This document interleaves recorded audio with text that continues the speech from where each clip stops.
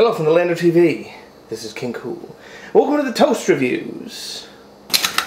We're doing something a little different today. Pa-pow. Uh-oh. I hope you're big enough to fit on here. There we go. Oh, I almost touched it. That thing right now is very hot. For those of you who don't know how this works, in general, I put something in the toaster, but today I'm putting something in the oven. And today we're at the very end of Rhode Island Film Month. And I'm doing a pizza because here in Rhode Island we have a very particular type of a pizza. I don't have any here with me to demonstrate. Called bakery pizza, which is pizza without sauce that's served in strips. I did not know actually that it was strictly a Rhode Island thing until I saw it on Wikipedia and said it was only around here. I'm like, that's funny. I don't really like bakery pizza myself, but a lot of my family really likes it, so. But I tend to get a pizza without cheese on it anyway, because I don't really like cheese. I'm lactose intolerant, and I have malocclusion, which means my front teeth don't come all the way together, so I have trouble biting through really stringy cheese. This thing's starting to get nice and hot, so I gotta keep moving. Alright, so today the movie we are talking about, if I can get this jar open, is The Education of Charlie Banks, which was shot in Providence, and I think at Brown University, which is also in Rhode Island, in 2006, which is actually while I was working on, damn it, another project of my own, and I heard some of my college friends talking about being extras in it.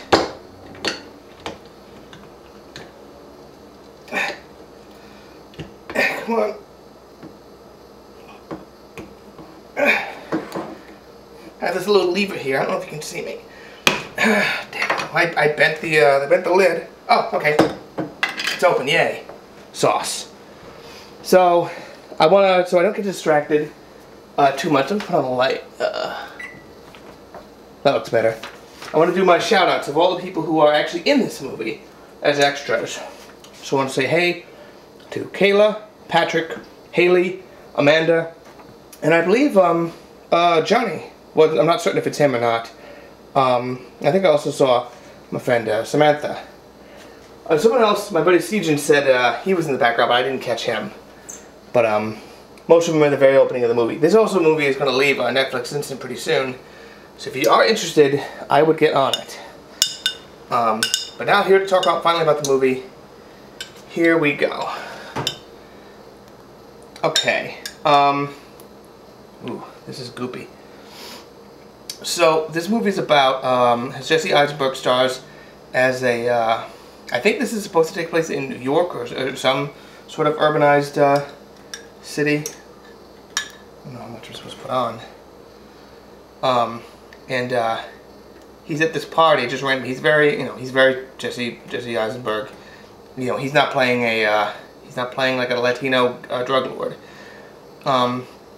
He sees one of the guys I think he just meets. I don't know if it's supposed to be that he's known him for very long, but he's known him sort of by reputation since he was a little kid, of this one guy, and then he watches this guy at a party just beat the ever-loving snot out of these two guys, and then after they hospitalized, he does go to the police, but then after some of his other friends convince him, he's like, dude, like snitching is bad, is that he chickens out and says, no, I have to retract my testimony, and so they drop their case and he goes free. And a few years later, he's in college. I don't know if it's supposed to be Brown, but it's shot at Brown. And then the guy, Jason Ritter, is sitting there in his dorm room and sort of, I believe the way the description puts it is that he insinuates his way into his life and just sort of hangs out. Now, and he's not totally certain if Jason Ritter knows. Jason Ritter? Have I been saying John Ritter? John Ritter is his father. Well, I'm trying to get this nice and even. So, here's the thing. Jason Ritter's character is pretty much a bad guy. But it's sort of like, the movie reminded me most of, I don't actually watch a lot of just straight old dramas. Like, I only tend to really watch, comedies or whatever. So a movie that's just a drama, I tend to skip. Usually because I'm almost never in the mood for just a regular straight old drama. So that's the thing, is his character is, you know, is prone to outbursts of extreme violence that most, you know, civilized people would never dream of committing, even in our darkest moments. But then most of the times he's just sort of like the kind of guy you could see either really liking or really hating.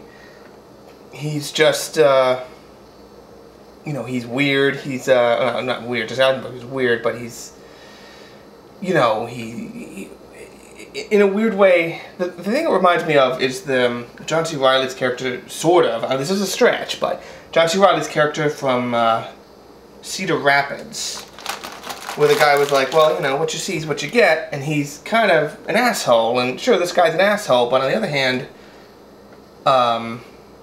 you know, he is what he is, and the only times he really goes to those fits of pathological violence is when it's someone who does sort of deserve it. These other guys call him out in the bathroom because he won't leave because he's gonna go pee. And he's like, hey, go leave. It's like, and it's not like, why? You don't tell me what, you know, it's sort of basically like, no, I'm not leaving because you tell me to, you know. So it's only like moments like that where he actually starts, you know, acting sort of like a crazy person. And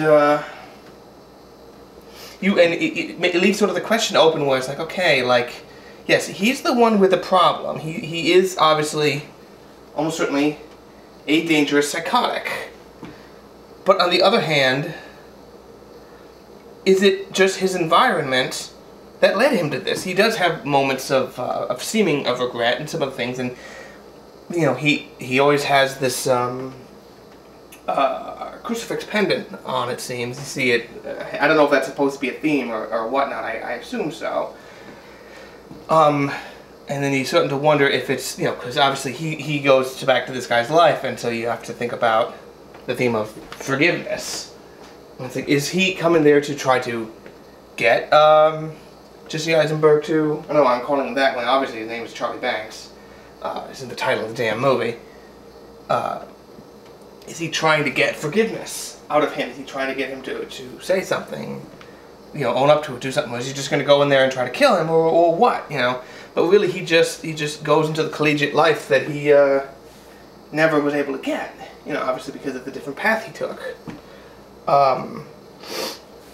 So, what did I write down? I didn't write out very much. That's, like I've said before, it's the sign of a pretty good movie when I don't end up writing a lot down.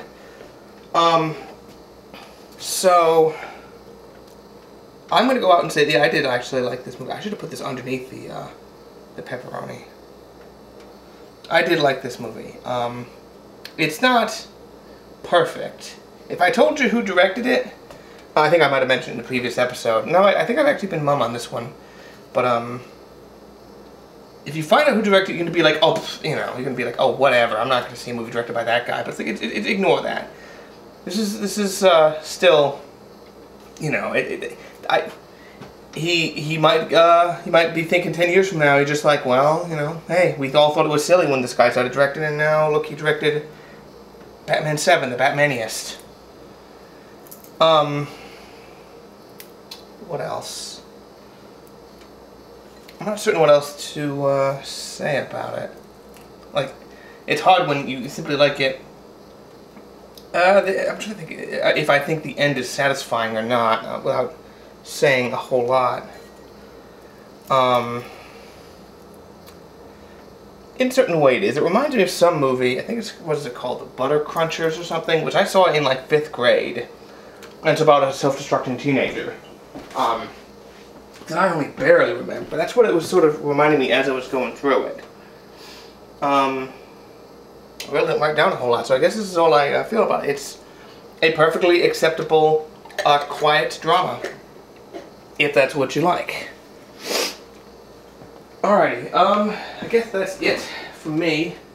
I'm not gonna, you know, sit here and make you watch. I wasn't gonna make you watch the stone heat up. That would have just been silly, but I'm also going to put this bad boy in the oven and cook him and eat him.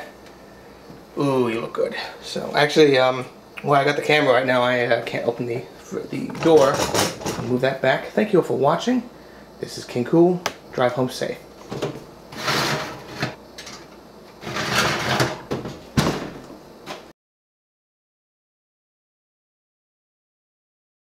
Fools!